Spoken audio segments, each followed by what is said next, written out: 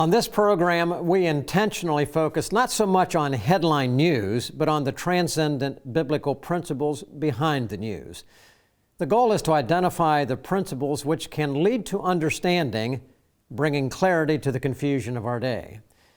Now today, as we record this program, the ever-widening Russia-Ukraine war threatens to engulf the entire world.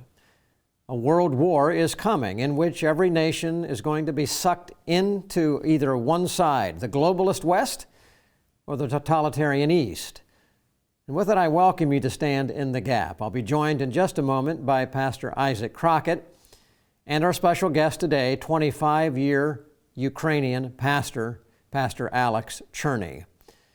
Now, unknown to most people, the American Pastors Network has been involved in Ukraine on multiple levels since 2014, following a formal invitation to teach pastors and members of parliament biblical principles that could transform them as a nation from being corruptly run into a God-blessed nation. Today, in part one of this two-part series, we're going to share briefly how APN first got involved and some of the history of Ukraine which leads up to the current conflict. Next week, in part two, we'll provide a unique perspective as to what's really at stake in Ukraine and how we can best pray and help, particularly the Christians and the church in Ukraine. Let me share just a paragraph or two from the official letter of invitation to me and APN in the spring of 2014. In part, this is what that invitation said. We are excited about what the American Pastors Network can do to help our government and pastoral leaders at this time of great need in our nation. It is our hope and prayer that Almighty God hears the prayers of His people in Ukraine and around the world and permits us to govern ourselves not in corruption but through biblical principles.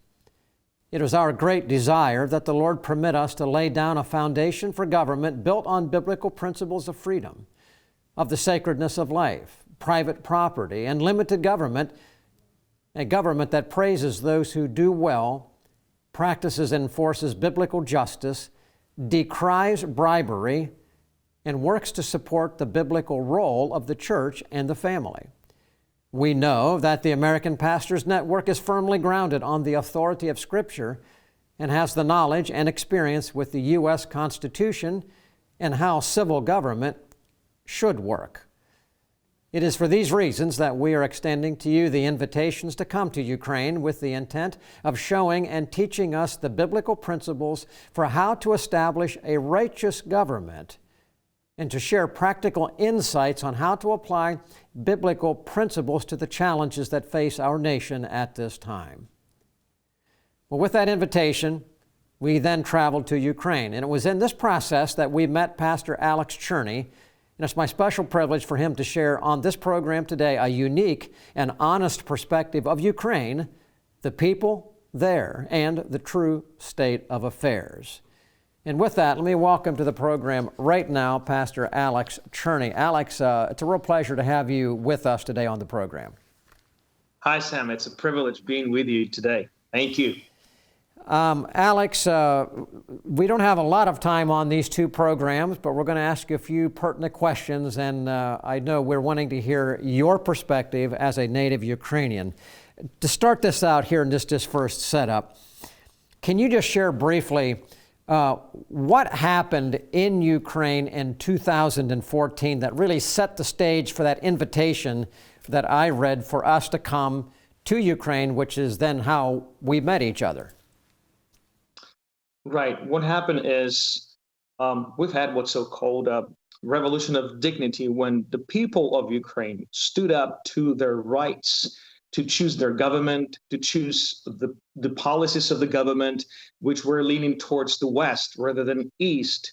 And there was a conflict between the current, at that time, President Yanukovych and the people on the streets. And that kind of turned the whole situation over to the point where people rised up against, and it was violent. And since they chose their right to emphasize their right, they did so. And it unfortunately collided into the crash of the government system, and that's why Ukraine has found itself on a bigger need of rethinking and reimagining and restructuring what and how our government institutions and all of the other structures underneath of that have to be function. And so, Alex, that's great. And we're just going to leave it right there. When you come back, Isaac's going to talk. We went a little bit about your background and where you're from in Ukraine. But as you cited there, which is I cited in that letter, the people there understood that a time had come for a potential development into freedom. Now, what are we going to do about it? And it's that window of time is where we met. So, ladies and gentlemen, we'll continue this discussion with Pastor Alex Cherny, who is from Ukraine, 25 years, a pastor there. And we'll get into some more detail I think that you'll find most fascinating and probably information you've never heard before. Truth, flexible or permanent? The Bible, ancient history, or powerfully relevant? Culture, a reflection of enlightenment or warning signs? The pastor, commentator, or frontline combatant? Every day, American Pastors Network speaks to these questions where and when they matter. With hundreds of affiliate radio stations nationwide, a website and mobile app screening today's headlines through the twin lenses of the Bible and the Constitution, educating, informing, equipping.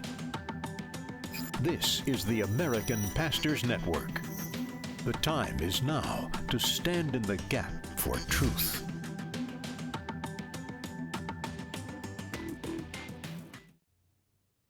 Welcome back to Stand in the Gap, and as we talk with our special guest, our friend, Pastor Alex Cherny from Ukrainian pastor, and we're talking about understanding the Ukrainian conflict. And so, Alex, we're so excited to have you, we're so privileged to have you with us on this program, and you and Sam and others in our network at the American Pastors Network have a long history and a lot of neat experiences and traveling stories and things together. But with what we're talking about today, your history is so unique because not only are you a Ukrainian pastor of more than 2 decades, but you're also from Crimea, the part that has received so much attention in the news over the last decade. And I'd just like for you to describe, from your experience, from where you've grown up and where you've lived, your background, what happened when Russia invaded Crimea, and particularly what the reaction was from pastors and churches after that invasion in 2014. Simply put, what happened is it was a split in a society, split of a mindset. It was a big division and collusion of everything you could think of. To me, it was like the end of the world as I knew it. My father turned against me, my brother turned against me, my in-laws turned against me. And it's probably would be worth stating, and you tell me when would you like for me to share that? Why did they act a certain way? But what happened is fathers turn against their children, and children turn against their parents. And it was all based on that propaganda. Crimea is a unique place, and I believe what caused the whole thing is obviously all the propaganda and all the billions and billions of funding that Russia poured into Crimea. It was no accident. That was a preparation on every level to seize Crimea off the Ukraine. And Crimea historically used to be, was, and still is, a territory of influence of several civilizations, several cultures. And that's why one culture grows stronger and try to swallows the other. And that's what happened. We've had a Russian population that was particularly unhappy with Ukraine. But in order to understand why, we have to talk more about the details, what caused that particular attitude. And let's go there right now, because I want you to factor these two things in here, Alex. One, you talked about your parents and your in-laws actually turning against you. build that out a little bit. But I think because one was leaning towards Russia to the east, and then a part was leaning maybe towards the west, perhaps. But in that, explain that. But then I also want you to explain of the pastors who did understand what was taking place and chose to pursue the pathway to freedom, out of which came that invitation to us as the American Pastors Network. They viewed it an opportunity to develop a government of freedom. What moved those pastors in Crimea in particular to step out and go that direction?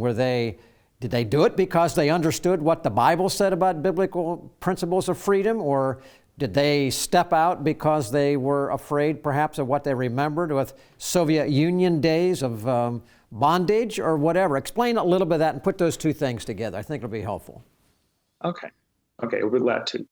So what happened, it all comes down to the biblical principles and the gospel. You know, the gospel, the book of Acts tells us, repent and believe in the gospel, and that's what we did.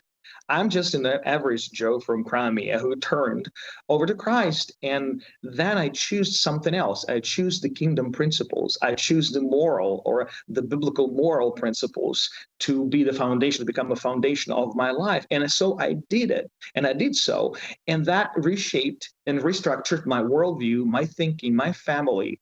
And it affected everything, the way I was leading the church, the way I was preaching, the way I was basically viewing life. So some of the pastors, they grew up with that kind of attitude because of all the revival that we had during the 90s. But the older folks, and some of those who were under the influence of Russia, they remembered, and this is very important, they remembered the good old days, good in quotations, good old days, because what the Soviet authorities did it well. They castrated the church because they detached one simple thing. They detached the truth about that Jesus is our King. He is the King of all Christians. And because of that, you choose him over the Caesar, as the church did back in the early days. And that's why you are building your life, you're building your institutions like family, churches on the biblical principles rather than the government principles. So, and some of them, they adapted that slavery attitude, and that's what caused the division. Think about that.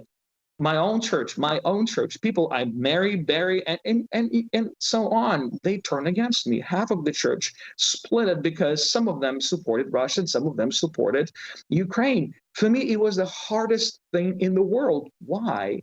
Not because they turned against me, but because how come I've preached them the gospel? I've demonstrated with my own life the attitude, the moral values, the gospel in the living forms, if you will. I mean, I've modeled that, and they still choose, over years of being Christian, they choose something else. That was a shocking for me until later, a couple years later, I figured this one out. It all comes down to the worldview, the biblical principles that is foundational. Some of the pastors choose Russia. It was a mystery for me until I realized their upbringing, the books they were reading, the programs they were watching. I was the luckiest one because God took me on a journey and kind of separated me from my family. My own father-in-law, and he still have not repented, never for the last 8 years, he apologized to me. He brought my own kids, into his home and told him straight in their face, do you know that your father is an American spy? If that phrase would have traveled outside of that apartment, I would have been gone forever. This factor did not stop him from threatening my life as a father of his grandkids. So suddenly values that are in operation during the peacetime, like love, support, family bonds and ties, are no longer valid, are no longer actual. I mean, it's just irrelevant. Why? Because there's a bigger, greater things that we do with great comrades, and we just gather around our king. And that's what they do. It's stupid. It's immoral. It's absolutely non-biblical. And that's what I wanted to say. And Alex, you've been on our radio program and different things, and you know here at Stand in the Gap, we are here to stand in the gap for truth, for biblical truth, biblical worldview. And unfortunately, in our own country, what you experienced and what you saw in your home that is also happening around the world. It's human nature is what you're explaining. And we see it even in our own country where people who claim to be Christians, when push comes to shove, they don't live it out. And what we claim to believe isn't seen in our lives. And that's what we're so worried about. That's what we're talking about. I want to dig into a little bit of the history. And you referenced that Crimea, your home, has been a part of many different civilizations historically. Just want to look at historically. We hear sometimes, all the way back from 2014 when it kind of became more apparent to us as Americans. Well, Crimea really belonged to Russia. Putin's just trying to get back what's his. What is a historical perspective, not the propaganda and things? Historically, what is the truth about Ukraine, Crimea, all of that, their search for independence and freedom? Here's a blind truth, if you will. I am not Ukrainian, and I'm not neither Russian. I'm Czech by blood. My grandfather's name is Karl, which is not a Russian name. So I lived in the streets together, on the same street together with Germans, Estonians, and Crimean Tatars, some other nations. There were never a conflict, never, ever, ever, ever experienced anything racial, anything at all until Russia stepped in. We have to understand Russia being an empire, always the carrier of such disease, it would not stop until it just subject everything they used to have or something that they are willing to have back into their possession. They are just basically the predators that are trying to hunt for the prey, whatever that is kind of weaker and smaller, and that's what they wanted to attack. But going back in my childhood, we lived in peace and harmony. It was never an issue. We loved being together. And in fact, because I'm Crimean, I eat differently. We have a different menu. We have a different way we build families because we've had so many different, addings to our uniqueness because we're a multicultural society. We even some of the wording are different. And for me, being in Ukraine, mainland Ukraine, for the last 8 years, I had to adjust to certain things because yes, I am Ukrainian, but no, I am not. I'm Crimean. I'm still the islander. And that, that's probably a real insight and a piece of information, Alex, that a lot of our viewers right now said, well, I wasn't even aware of that. I mean, the United States is a melting pot. We've got areas of our country that are totally different, one part to the other. And but there's an ideology, at least there has been a worldview that has kept us together, and that's what you were pointing on. There was a worldview that was there until, as you're saying, Russia kind of came and changed that worldview, and then led into what you just described. Let's go here in the last couple of minutes of this segment. When Russia first came into Crimea in 2014, you described a little bit of the attitude of some pastors and churches there, the church generally. You had to leave Crimea. You then have been in Ukraine for this period of time. But now we have a much bigger war, the Russia-Crimea war that the whole world knows about right now. From the standpoint of the church, let's compare contrast. What is the state and the actions and the response of the church and pastors generally now in 2022 as compared to what it was in 2014? Can you do that? Yes, absolutely. What happened in 2014, people chose a second cup of soup, extra cup of soup over their freedom. That's what happened. They chose between the freedom and the food. So they chose comfort. They wanted, Russia is bigger, Russia is more stable. And you know what? But because they detached themselves from Jesus, the King, what happened is now they would have to suffer. I've lost most of my friends in Crimea because the choice I made. And the choice I made for my family. So I didn't want to split the church. I stepped down and let the church go the way they preferred. I had to. But some of my friends, pastors right now, they're quiet because now they're afraid. They don't want for Ukraine to come back and to probably prosecute them. That's what I've heard. Some of them are quiet because they know there's a price to pay for the truth, and they are pro-freedom. And some of them, unfortunately, they really support what's going on. And once again, it doesn't really matter the problem we have. We see the church and as the guardians of the moral values, and that's the way it's supposed to be, but it is not. So whenever the Caesar comes into the scene, the church as a moral guardian has been demolished. So we just carriers of our own church services. That's in fact, that's what they say. Oh, we just want to serve God. We just want to attend the church. We are quite a peaceful people. We don't. No. You don't do that. You don't do that. It's never was an issue in the first church. You have to. There's something bigger in this matter. Like my God, the one I believe in, his name is Jesus. So he loved the world, loved to the point he came down to earth and sacrificed his own life for us. So he did something out of his love, not just said it, not just proclaim it. He has done something. Now what he does, he forever lives in heaven and advocating on our behalf. But not just that. He told me, here's the moral narrative. He told me to care for the widow and orphan. He told me to save those who are predestined for death. He told me to care for those around me.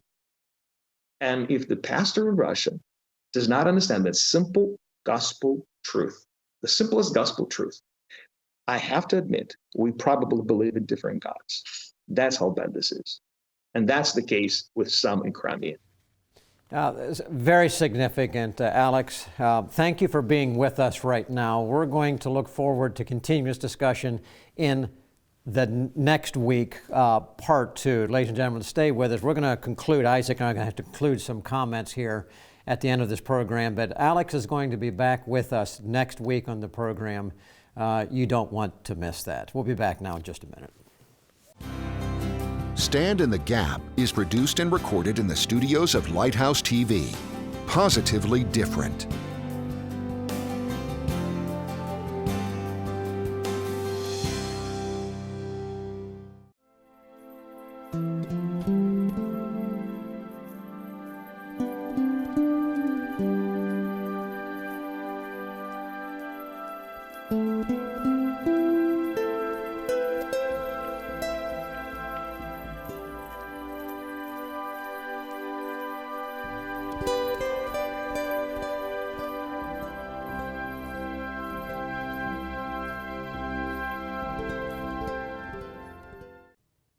Welcome back to Stand in the Gap. And Sam, this has been such a moving program, talking with a Ukrainian pastor and Pastor Alex, and you have a lot of history together. He's been your interpreter overseas and in Ukraine, and even here in the States for some things.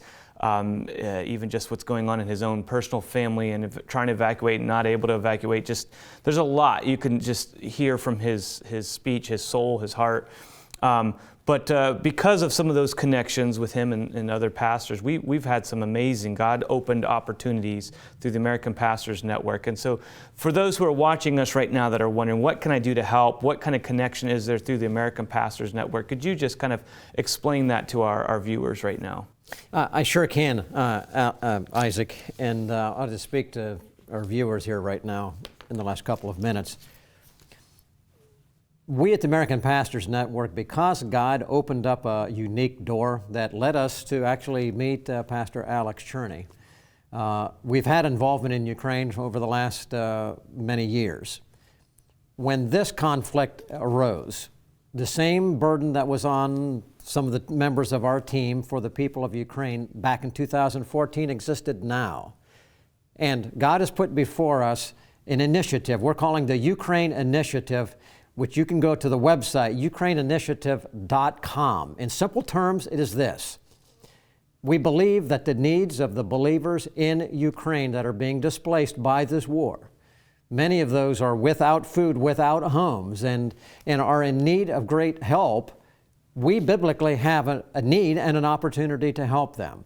We believe the American Pastors Network was there here to be able to facilitate that. So we've started what we call a 10-men initiative. 10 men from America volunteering to go, $10,000, $100,000 being put together for these 10 men go to Ukraine, and then through the churches of Ukraine, led by the pastors of Ukraine, coordinated by the American Pastors Network, to take aid, physical aid and help to the right places at the right time in Ukraine. You can be a part of that. We need your financial help and your prayer help. You can participate by going to ukraineinitiative.com. You can sign up to go.